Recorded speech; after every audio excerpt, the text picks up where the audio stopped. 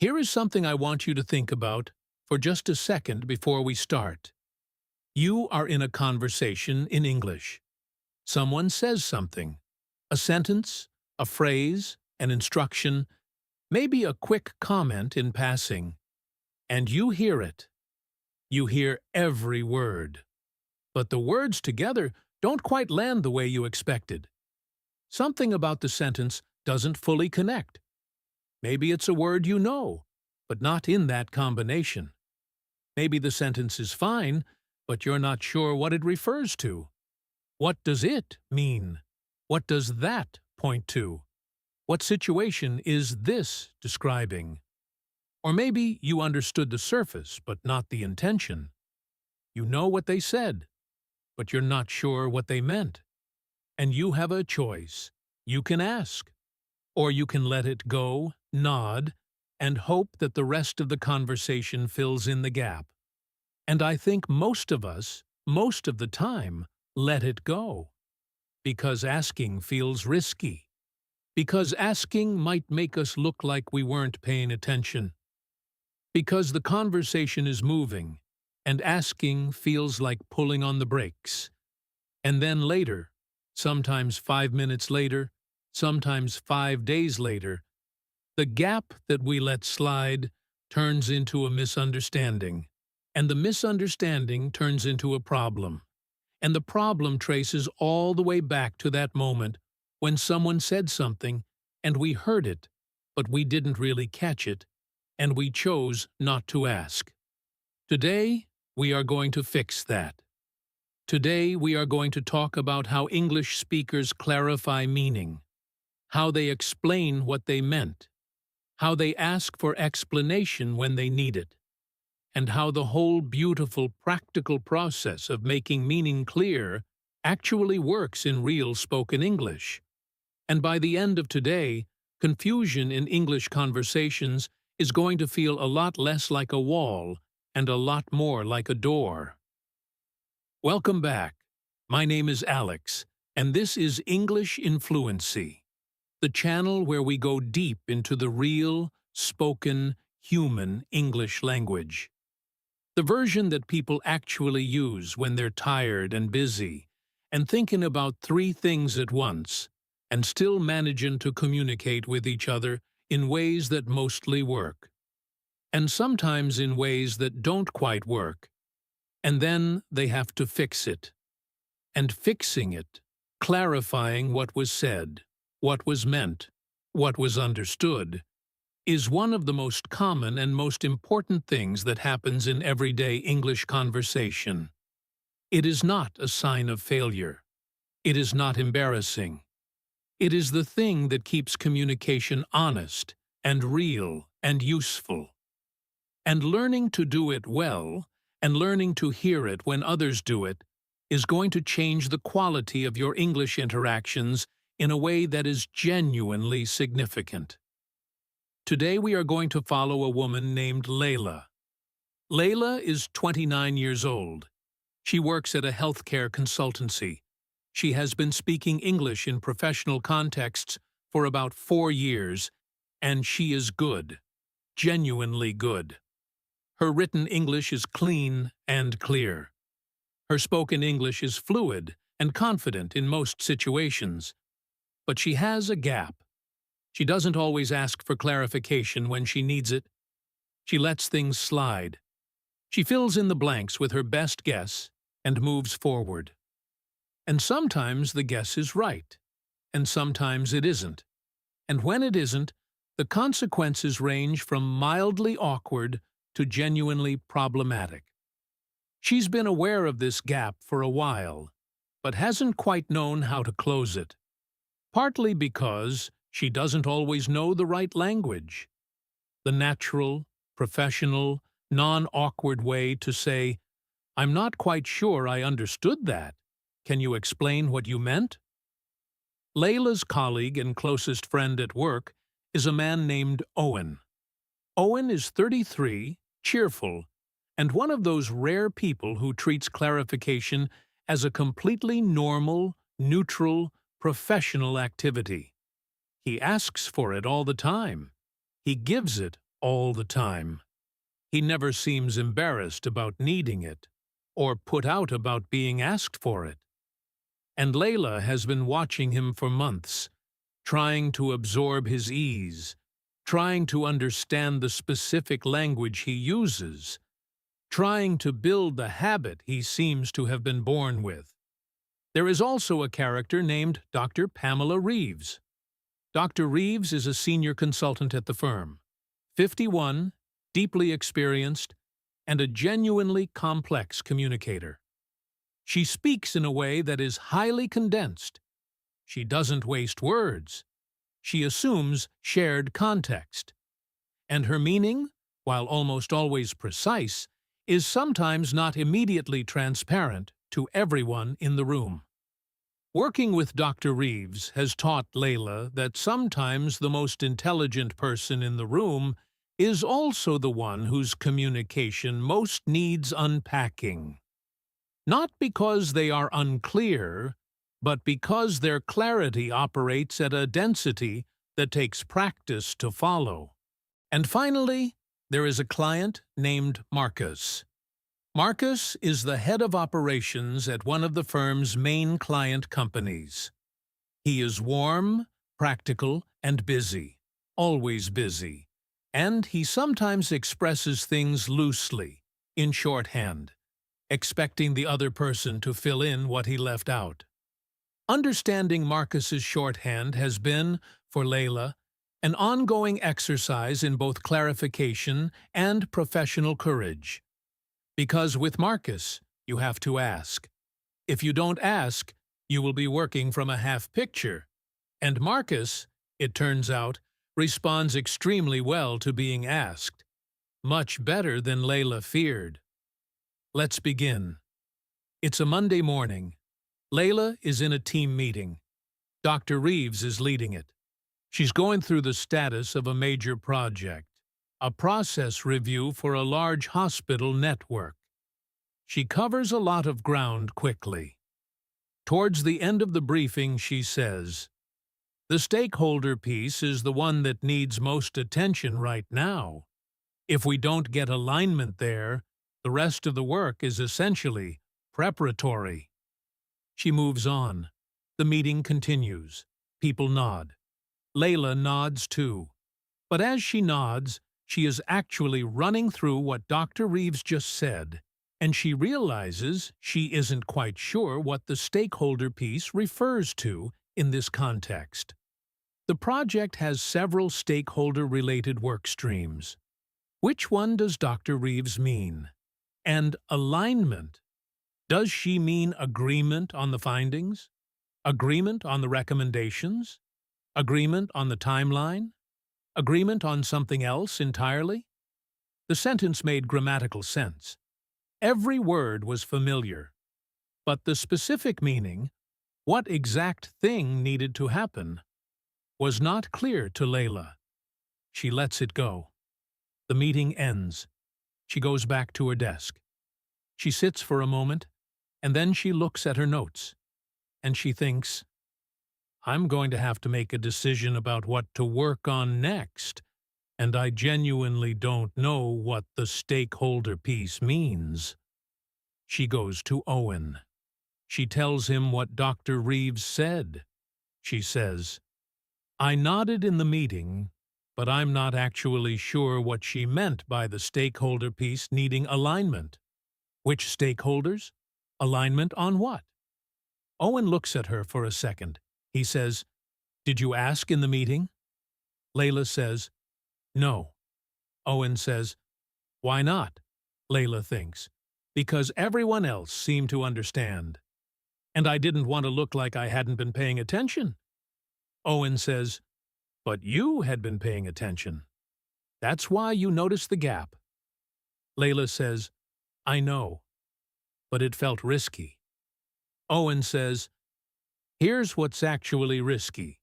Spending 3 days working on the wrong thing because you were too worried about looking confused to ask one clarifying question.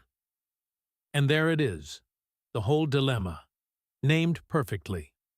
The fear of looking confused versus the risk of being confused.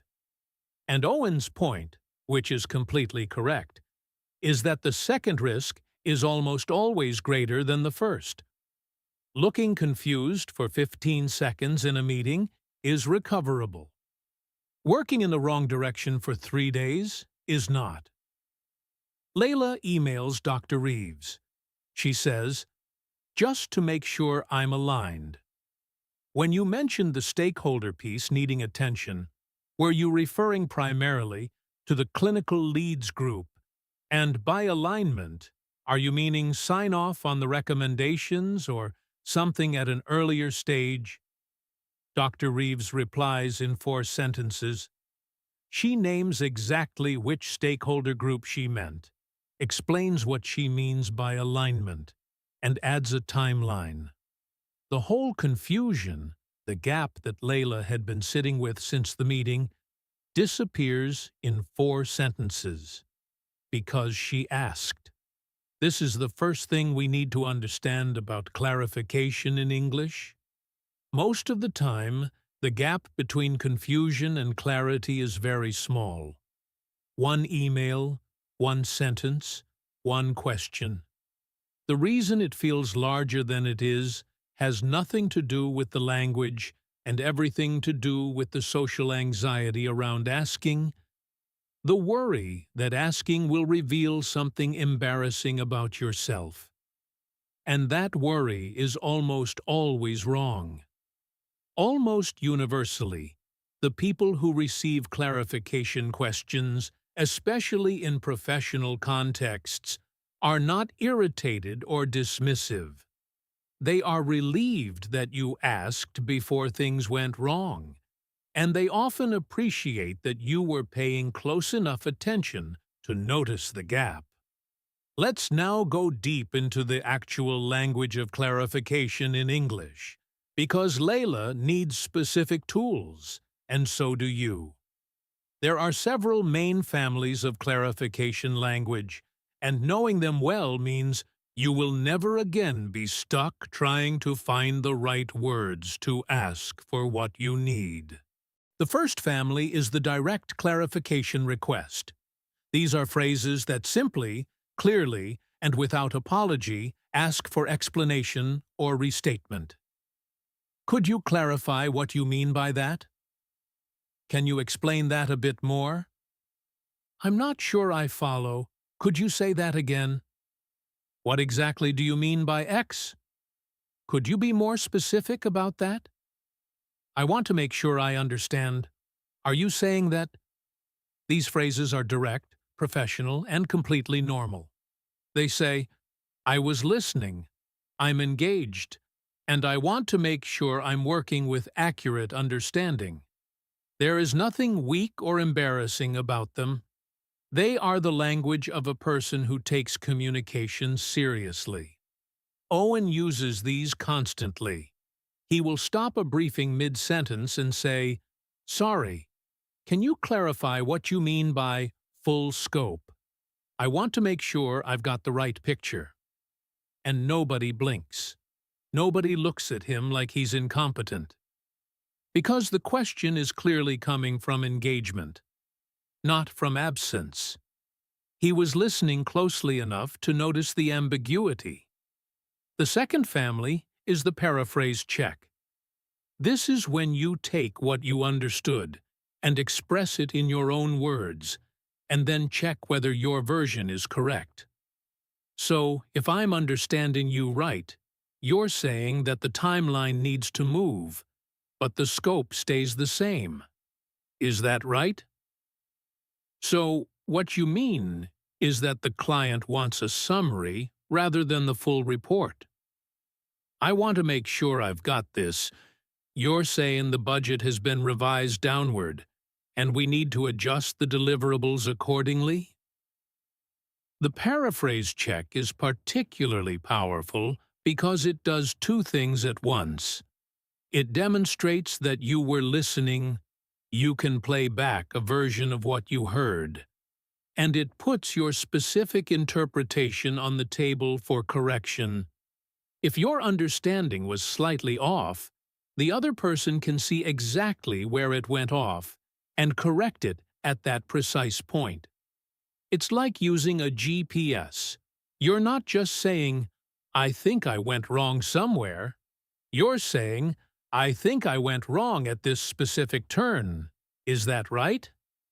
The paraphrase check is Layla's email to Dr. Reeves. She didn't say, "I'm not sure what you meant." She said, "Are you referring to the clinical leads group? And by alignment, do you mean sign off on the recommendations?" She named her specific interpretation and asked for correction. That's a paraphrase check, and it's incredibly efficient. The third family is the definition request. This is when a specific word or phrase is the source of confusion, and you ask for its meaning directly. When you say full alignment, what specifically does that include? What do you mean by a light touch approach? Can you give me an example of what that looks like? When you say soon, are we talking days or weeks? What do you mean when you say the report should be executive ready? Definition requests are important because words, even familiar ones, can carry different meanings in different contexts, different organizations, different industries. Alignment means different things to different people. Soon is completely relative. Executive ready could mean a dozen different things depending on who you're asking. When a word is doing a lot of work and you're not completely sure what work it's doing, asking for its definition in this specific context is not a sign of limited vocabulary. It's a sign of professional precision. Dr. Reeves, when asked, always gives a clean, specific definition. She respects the question. She understands that the terms she uses inside her head are not automatically the terms in everyone else's head. And she answers definition requests quickly and without condescension, because she knows that asking is better than assuming. The fourth family is the context request. Sometimes the confusion isn't about a specific word. It's about the bigger picture. You understand the individual parts, but you're not sure how they connect, or why this is being said now, or what it's responding to. Can you help me understand the context here? What's the background on this? Could you walk me through what led to this decision? I want to make sure I understand the full picture. What happened before this point? Context requests are slightly broader than definition requests. They're asking for the frame, not just the word. And sometimes the frame is exactly what's missing. Layla uses a context request beautifully in a conversation with Marcus later in the week. He mentions a decision the client organization made last year that is now affecting the current project. He refers to it briefly and moves on, assuming Layla has the background. She doesn't.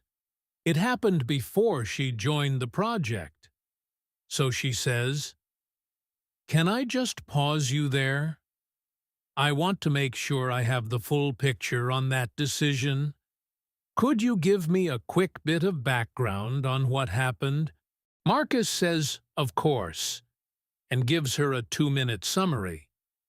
And suddenly, several things that had felt slightly disconnected about the project become clear. The context was the key. The fifth family is the example request. Sometimes the best way to understand something abstract or general is to see a concrete example of it. Could you give me an example of what that would look like in practice? What would a good version of this look like? Could you show me what you mean? What does that look like in a real situation? Example requests are underused by many learners because they can feel like admitting that an explanation wasn't clear enough. But they're not that. They're a recognition that examples make abstract things real. They're a way of saying, I understand the principle, but I want to make sure I understand the application. And most people, when asked for an example, are happy to give one. Because examples are usually the thing they were going to give next anyway. And the sixth family is the repetition request. This is the simplest form of clarification, asking someone to say something again. Sorry, could you say that again? I didn't quite catch that. Could you repeat it? Sorry, I missed the last part. Could you say it once more?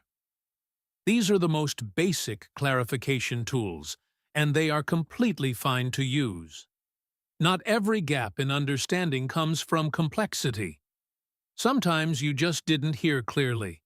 Someone spoke too fast, or the room was noisy, or your attention dipped for half a second. Asking for a repetition is not embarrassing. It's honest. And the small honesty of, I didn't quite catch that, is always better than the large confusion of pretending you did. Let's move into Tuesday's story, because there is a conversation with Owen that I want to walk you through in detail. It shows how clarification works not just when you're the confused person, but when you're the person being unclear, and how good communicators give clarification proactively, before confusion even fully develops. Owen and Layla are working on a section of the project report together. Owen has been handling a particular analysis, and he's explaining his findings to Layla. He says, "What I found is that the process breaks down at the handover point, consistently, every site, every time. The handover is where things fall through." He pauses. Then he looks at Layla and says, "Does that land clearly? I know I'm being a bit vague about what handover means in this context." And Layla says, "Actually, yes." "Which handover specifically? Between clinical staff and admin, or between departments?" Owen says, "Between departments. The clinical to admin one is generally fine.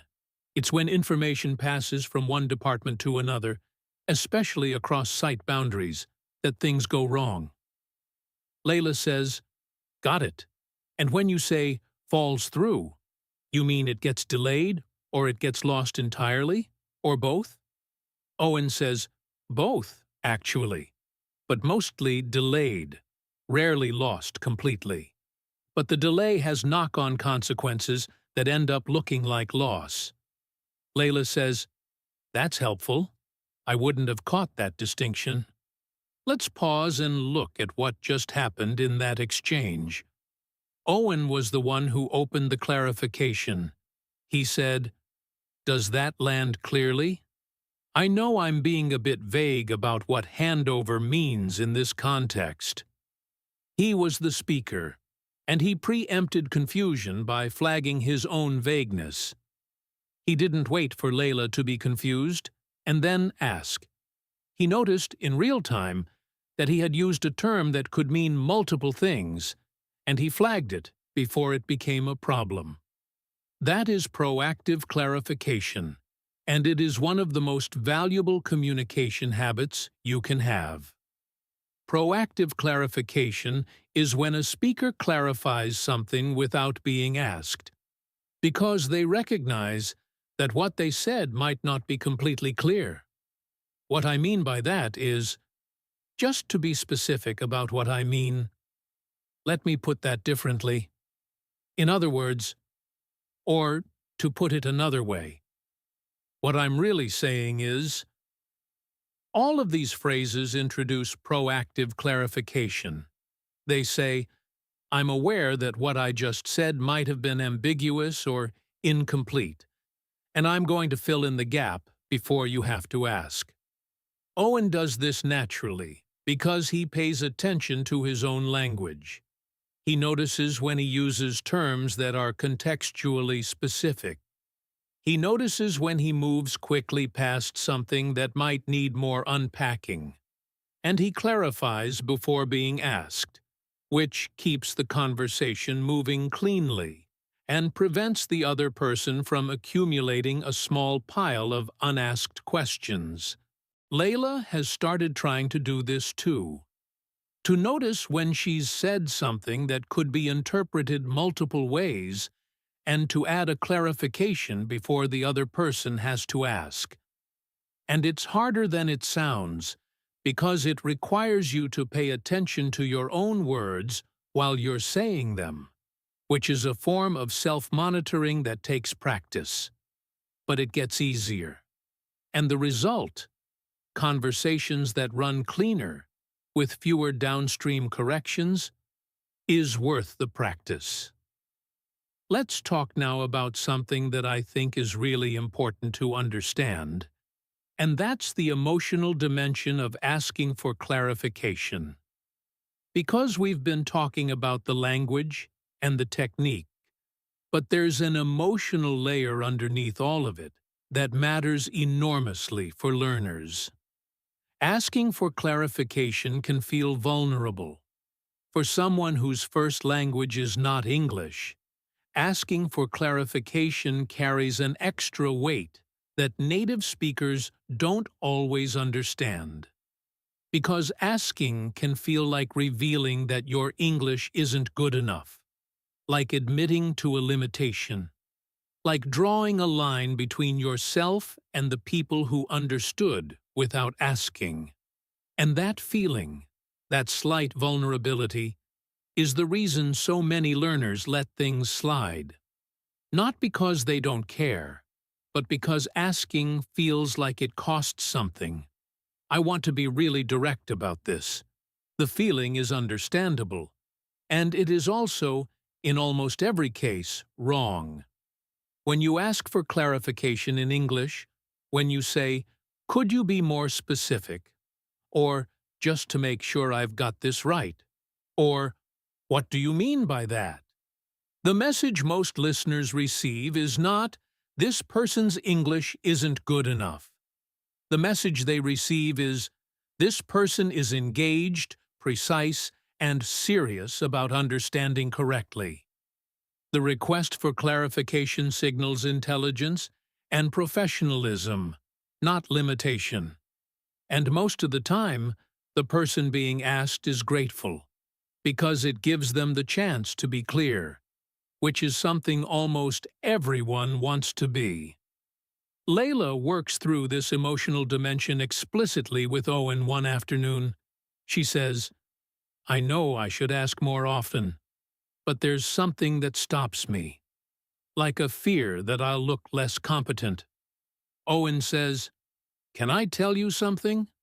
The least competent thing you can do in this job is nod your way through something you didn't understand, and then produce work that's based on the wrong picture. That's the thing that looks bad. Asking is the thing that makes you look good." Layla says, "But native speakers seem to just know. They don't have to ask as often." Owen is quiet for a moment. Then he says, "I don't think that's actually true. I think native speakers ask all the time. They just do it so naturally that it doesn't feel like asking." "What do you mean? Are you saying, so that means?" Those are clarification questions. We ask them constantly. They just don't feel like a big deal because we're comfortable with the language. Layla thinks about this. So the asking isn't the thing that marks someone out. It's the hesitation around asking. Owen says, "Yes, exactly." That reframe, the asking is normal, the hesitation around it is the thing that creates problems, is one of the most useful shifts a learner can make. Because once you stop treating clarification questions as evidence of limitation and start treating them as a normal, professional, healthy part of communication, asking becomes easy, natural, even automatic. Let's move into Wednesday, because there's a scene with Marcus that shows Layla putting this into practice in a real high-stakes context. Marcus is asked for an update call on the project. He and Layla speak for about 20 minutes. Marcus is, as he always is, warm, fast, slightly shorthand. At one point he says, "The main thing I need from you before month end is the full picture on the process gaps. The board wants something they can act on." He pauses. "You know what I mean." And he moves on. Layla, old habits slightly resisting but new habits pushing through, says, "Marcus, can I just check what you mean by full picture on the process gaps? I want to make sure I give you exactly what you need. Are you looking for a written summary, a data set, a slide deck, something else? And when you say something they can act on, are we talking immediate actions or longer-term recommendations or both?" Marcus stops. He says, "Good question. Both, actually. I want the immediate wins flagged clearly, the things we can fix in the next 30 days. And then a second tier of the bigger structural changes. And format-wise, slides work best. The board won't read a long document." Layla says, "Perfect. Slides, two-tier structure, immediate versus structural." Got it. Marcus says, "Exactly. That's it." The whole clarification took maybe 90 seconds, and what Layla got from it, format, structure, the two-tier distinction, was not in Marcus's original request. It was in his head, assumed, waiting to be pulled out by a clarification question. Without the question, Layla would have produced something based on her best guess of what he needed. With the question, she knows exactly what to build. The 90 seconds will save hours. After the call, Layla messages Owen. "I asked Marcus for clarification on the board deliverable. He gave me a completely different brief than I would have assumed. I'd have got it wrong." Owen writes back, "See? That's the thing. The question catches what's missing." Layla writes back, "Yeah, I'm starting to actually believe that." Owen writes, "Belief is step 1. Habit is step 2. You're getting there."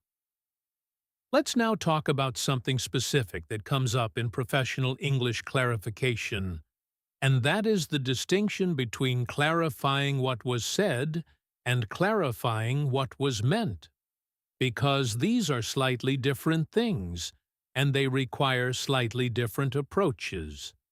Clarifying what was said is about the surface of the communication, the words, the references, the facts. Did you say Tuesday or Thursday? Is that the East Wing or the West Wing? Did you mean 50,000 or 500,000? These clarifications are about accuracy, making sure the specific facts of the communication are correct. They're relatively easy to ask because the potential confusion is narrow and specific. You're pointing to one detail and asking for confirmation of it. Clarifying what was meant goes deeper. It's about intention, interpretation, implication. When you say the project needs to be stronger, what does that mean in practice? When you say the relationship with the client is complicated, what are you referring to specifically? When you said, "Let's revisit this," do you mean you want to discuss it further before deciding, or you've decided and we're coming back to implementation? These clarifications are about meaning, not just content. They're asking, what were you really trying to communicate?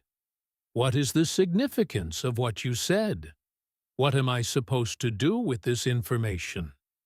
The deepest and most important clarifications are almost always about meaning rather than just content, because two people can perfectly agree on the words of a sentence and still have completely different understandings of what it means. The timeline needs to be more realistic. Both people know that's what was said.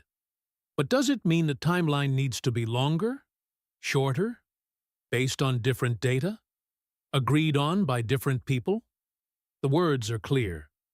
The meaning is not. Layla runs into this with Dr. Reeves on Thursday. Dr. Reeves sends her an email with comments on a section of the report. One of the comments says simply, "This needs more nuance." Layla reads it. She understands each word perfectly. She has absolutely no idea what it means in practice. More nuance how? In the analysis? In the language? In the recommendations? In the acknowledgement of limitations? She goes to Owen. He reads it. He says, "I think she means the recommendations are presented too definitively, without acknowledging the complexity of implementation. But that's a guess." Layla says, "So I should ask." Owen says, "You should ask." She emails Dr. Reeves. "Thank you for the feedback on this section. Could you help me understand what you mean by more nuance? I want to make sure I address it correctly. Are you referring to the analysis, the language of the recommendations, or the acknowledgement of implementation complexity, or something else?" Dr. Reeves replies, "All three, but primarily the last. The recommendations read as more straightforward to implement than they will be. The complexity of the change management process needs to be reflected." Layla reads the reply and thinks, "There is no way I would have guessed that. I would have spent an hour adding qualifying language to the analysis and completely missed the main point. This is why clarifying meaning, not just words, is so important. Because the real message is sometimes several layers deeper than the surface of what was said. And the only way to reach it is to ask." Now let me spend a little time on something that's slightly different from everything we've covered so far. And that's clarification that happens not through questions but through language choices in the moment. Through the way skilled communicators build clarity directly into how they speak, reducing the need for clarification after the fact. Owen is a master of this too.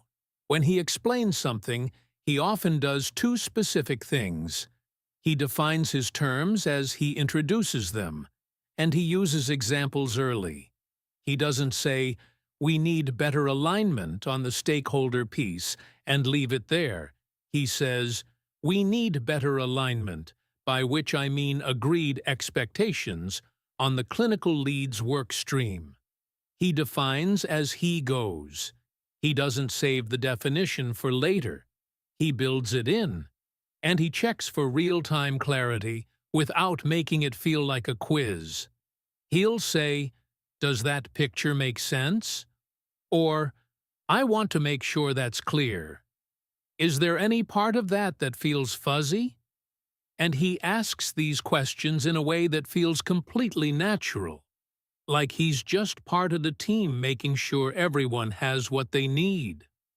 Not a teacher checking homework, just a colleague making sure the communication is working. Layla has started to import these habits. She builds definitions in. She offers examples early. And she asks, "Does that make sense?" in a way that genuinely invites a real answer. Not just a reflexive yes, but a real one. She does this once in a meeting with a junior colleague, and the colleague says, "Actually, almost, but I'm not quite sure about the timeline part." And Layla explains it again, differently, and the colleague says, "Yes, got it now." And Layla thinks, that tiny exchange just prevented a confusion that would have surfaced 3 days from now as a missed deadline. One question, one honest answer, 3 days of confusion prevented. Let's go into our practice section now, because you've been listening for a long time, and it's time to give you practical tools that work in real English life. The first exercise is what I call the ambiguity hunt. For 1 week, every time you hear a word or phrase in English that could mean more than one thing, that is context-dependent, industry-specific, or just genuinely vague, write it down. Don't let it go. Write it down. And for each one, ask yourself, what are the possible meanings here? Which one is the speaker likely to mean? And is there a situation where guessing wrong would cause a problem?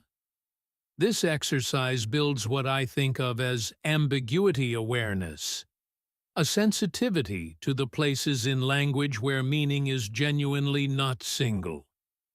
And the more aware you are of ambiguity, the more naturally you'll reach for a clarification question when you encounter it. The second exercise is paraphrase practice. Every day this week, after any explanation or briefing you receive in English, at work, in a podcast, in a lesson, practice paraphrasing it back in your own words. Not out loud necessarily, though that's great when you can. Even just in your head.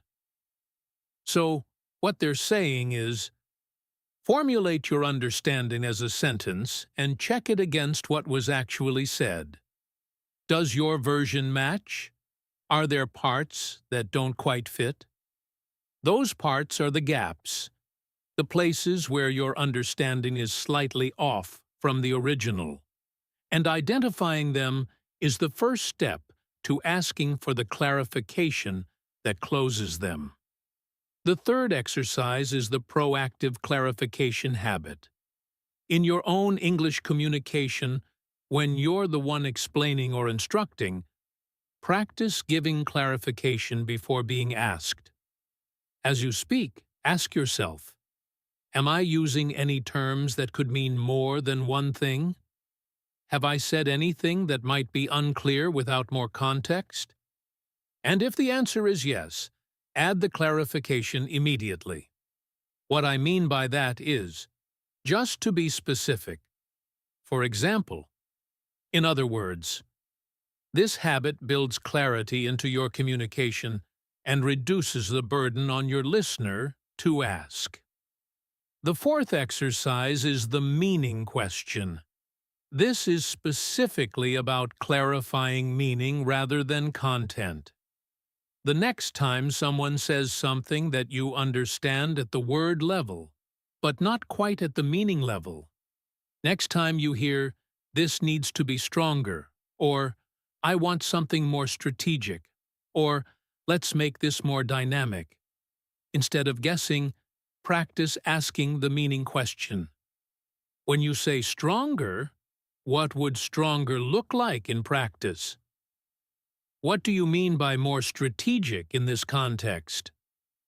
Could you give me an example of what dynamic looks like here? These are meaning questions. They dig under the surface of words to the intention beneath. And they are always worth asking. And the fifth exercise is the comfortable no. This one is specifically for the social fear around clarification. The next time you're in a conversation and you feel the urge to nod and let something slide, when you're about to choose the comfortable no over the honest gap, pause, notice the feeling, and then ask anyway. Not because the world will end if you don't, but because doing the thing that feels uncomfortable when it matters is how habits change. You build the muscle by using it, even when it's slightly uncomfortable, especially when it's slightly uncomfortable, because the discomfort decreases every single time you push through it. Let's come back to Layla one last time. It's Friday afternoon, a long week, a good week. She's looking at the updated version of the section Dr. Reeves flagged, the one that needed more nuance, She's added a full analysis of the implementation complexity. She's reflected the messy reality of change management in organizations. It's better, genuinely better. And it only exists because she asked what more nuance meant. She sends it to Dr. Reeves. The reply comes within the hour. This is much closer to what's needed. The implementation section is particularly well handled. Layla reads it twice. She saves it. Not to show anyone, just because it feels significant. Owen comes by her desk.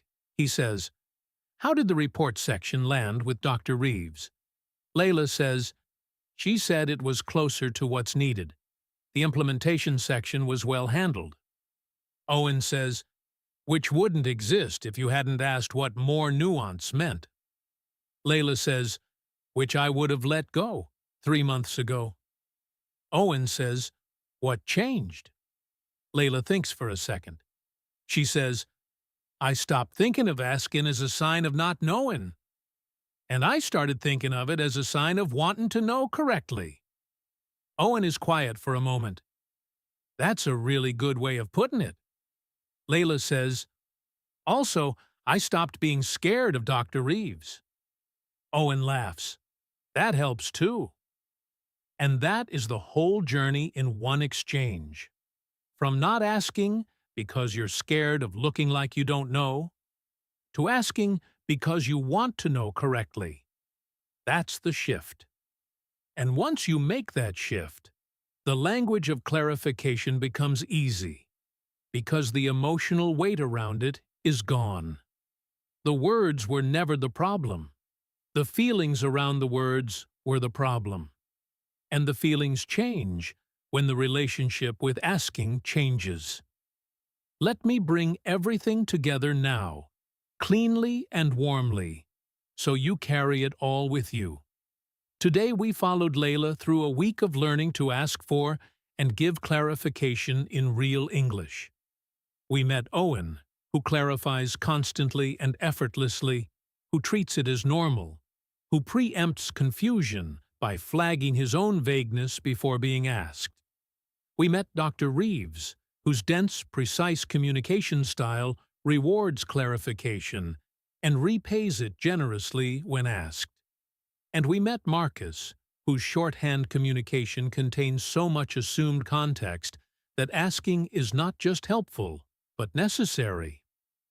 We covered 6 main families of clarification language in English: direct clarification requests, paraphrase checks, definition requests, context requests, example requests, and repetition requests.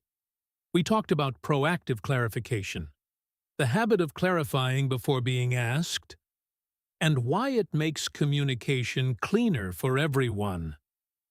We talked about the emotional dimension of clarification for language learners, and why the fear of asking is almost always more costly than the asking itself. We drew the important distinction between clarifying what was said and clarifying what was meant, and why the second is often the more important of the two. And we gave you 5 practical exercises: the ambiguity hunt, paraphrase practice, the proactive clarification habit, the meaning question, and the comfortable no, to take all of this into your real English life. Clarification is a thing that turns communication from a transmission into a conversation. From one person saying something into 2 people genuinely understanding each other. It is not a failure mode. It is not a sign of limitation. It is the active, engaged, intelligent practice of making sure that meaning travels from one mind to another without getting lost on the way. And once you embrace it, once you make it a habit, once you stop treating it as an admission and start treating it as a skill, your English conversations will change in a way you will feel immediately and completely. If today's lesson gave you something real, a new confidence, a new phrase, a new way of thinking about the moments when you're not quite sure, please share it. Share it with someone who nods when they should be asking. Share it with someone who lets things slide and then wonders why they went sideways. Share it with anyone who wants to feel genuinely, solidly, confidently understood in their English conversations. English in Fluency is for all of you, and we have so much more ahead. Please subscribe so you're with us for every new lesson. Every episode on this channel is made with care, with real people, with real situations, and with a genuine belief that going deep into the language is the thing that makes it yours. Not surface level, not good enough, actually yours. This is Alex from English in Fluency. Thank you for being here today, for asking, by staying and listening, that you wanted to understand this correctly. That's the spirit of everything we do here. I'll see you in the next one. And until then, ask, clarify, make meaning clear, and never let a good question go unasked.